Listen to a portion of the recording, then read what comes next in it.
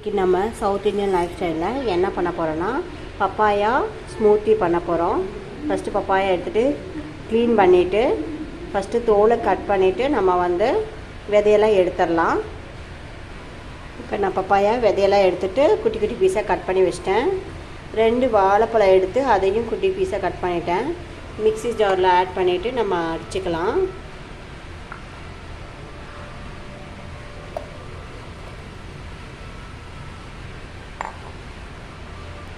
நான் இப்போ பப்பாயாவும் வாழைப்பழத்தையும் அடிச்சிட்டேன். தண்ணி ஆட் பண்ணாமல் அடிச்சிருக்கேன், ஏன்னா இது ஸ்மூத்தி. இதில் நான் சர்க்கரையும் ஆட் பண்ணல, ஏன்னா வாழைப்பழம் நல்லா இனிப்பாக இருந்துச்சு. அதுக்கப்புறம் ஐஸ் க்யூப்பும் ஆட் பண்ணல. இது ரெண்டுமே நம்ம மேக்ஸிமம் அவாய்ட் பண்ணிட்டோம்னா ஹெல்த்தியாக இருக்கும். ஸோ நான் அதை ஆட் பண்ணல. இப்போ நம்ம ட்ரான்ஸ்ஃபர் பண்ணிக்கலாம்.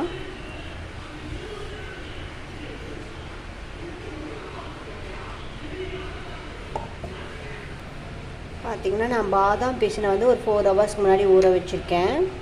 அதுக்கப்புறம் சியா சீட்ஸு. நாங்கள் வீட்டில் எந்த ஜூஸும் ஸ்மூத்தி செஞ்சாலும் இதை ரெண்டையும் ஆட் பண்ணிக்குவோம். ஸோ இதை ஆட் பண்ணி சாப்பிடும்போது நமக்கு உடம்பு குளிர்ச்சியாகவும் இருக்கும், அதே மாதிரி ஹெல்த்தியான ஒன்று. ஸோ நான் இதில் 2 ஸ்பூன் ஆட் பண்ணிக்கிறேன்.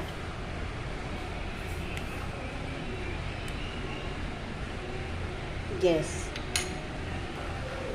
இப்போ நம்மளோட பப்பாயா ஸ்மூத்தி ரெடி ஆயிடுச்சு.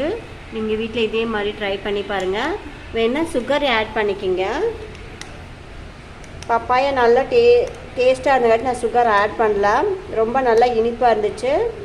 ஸோ ஆட் பண்ணிக்கிங்க. இது வீட்டில் ட்ரை பண்ணி பாருங்கள். பிடிச்சிருந்தா சப்ஸ்கிரைப் பண்ணுங்கள். தேங்க்யூ.